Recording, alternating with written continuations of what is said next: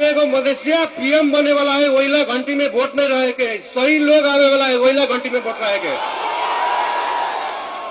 सही समय आने वाला है, वहीला घंटी में वोट रहे के, सही सरकार आने वाला है, वहीला घंटी में वोट रहे के। आज पहले मेरे भाषण दी थी, एगो बात कह दी थी सबके, आज पहले मेरी भाषण दी थी, कहला कि हमारे मेयर के पद राजीनामा भगले, हम फुर्सत में छी। 4 साल का फुर्सत नहीं थे तो भाषण कत से दूता। आज सब सोची हम काठमांडू में रह के हम 35 गो पालिका के एम्बुलेंस बनावे सकलिए, संघ सरकार में जाए तो कथी करब। काठमांडू महानगर पालिका हरेक वर्ष 20,000 विद्यार्थी के स्कॉलरशिप दे है फ्री में।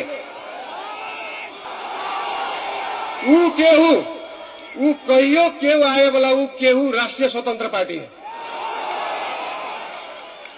अहिया के मंदिर के, अहिया के पोखरी के, अहिया के भूमि के संरक्षण राष्ट्रीय स्वतंत्र पार्टी करते हैं। काठमांडू अधिकार मांगेला नहीं जा, घूमेला जा पशुपति।